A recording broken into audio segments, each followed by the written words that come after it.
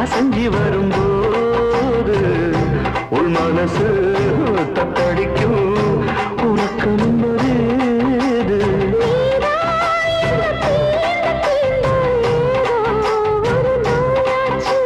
நான் தான்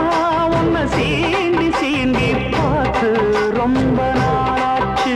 கொஞ்சம் இடம் கொடுத்த பச்சை கொடி பிடிச்சா இத்தனையோ வித்தைகளை இப்பவே நீ காட்டிடவே